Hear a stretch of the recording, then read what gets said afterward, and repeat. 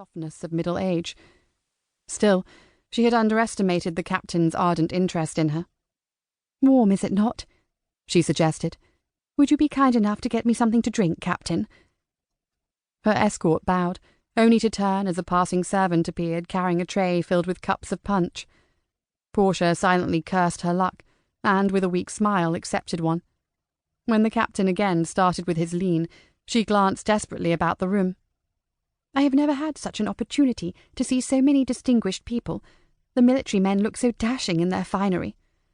"I should be happy to introduce you to any of them, along with their wives," Turner offered jovially.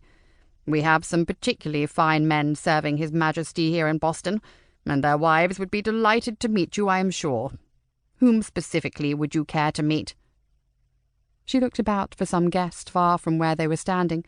She had no difficulty finding one. Leaning with a haughty air against a column near the door, the man wore a black scowl that matched his dark attire. "That gentleman," she motioned with the mask. "I do not believe I have ever seen him." "I should be surprised if you had met him, my pet." Turner's nose climbed an inch in the air in obvious distaste. "That is Piers Pennington, a brother to the Earl of Eyetown. An old family, but a scoundrel of a Scot to be sure. This past year, since coming to Boston, he has been making a name for himself in finance and shipping." "Is this not a difficult time to be establishing oneself in such pursuits?" Portia asked, considering the townspeople's refusal to pay the tax for English goods. "Not if one lacks a certain respect for His Majesty's laws of trade." "Do you mean he deals with smugglers?"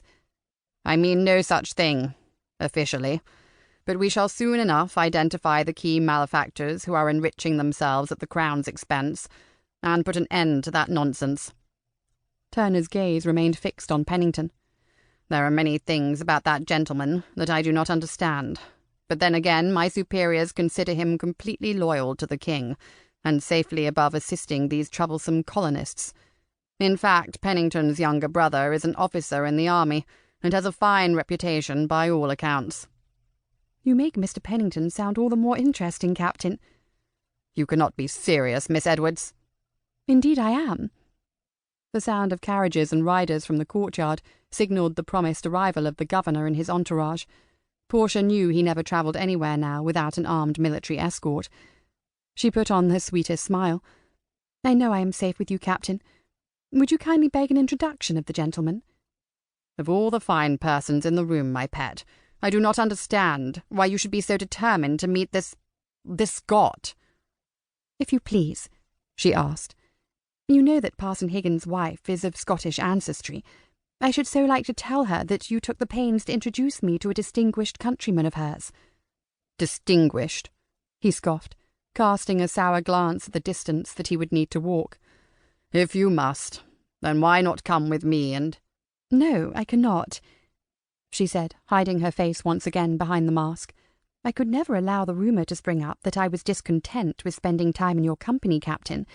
You are far better acquainted with the rules of society than I, but I should think that if you and Mr. Pennington were to approach me, there could be no reason for gossip."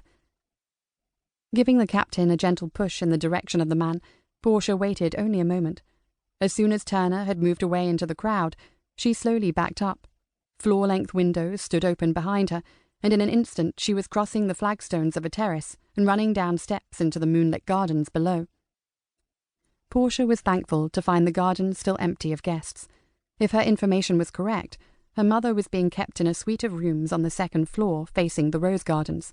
The only way to reach her, without going through the house and being seen, was by way of a low balcony off her bedroom.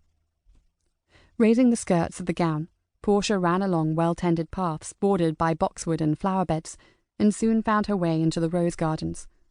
She immediately spotted the balcony, situated above a small pear tree and flanked by sturdy rose trellises. It was just as it had been described to her, and she quickly climbed a small embankment to the house. Portia Edwards had spent the entire 24 years of her life blithely ignorant of her origins. Raised in an orphanage school in Wrexham in Wales, at the age of 16 she joined the family of Parson Higgins and his wife. In all her life she had never doubted the stories of her parentage that Lady Primrose, the most generous benefactor and the founder of the orphanage, had told her since childhood.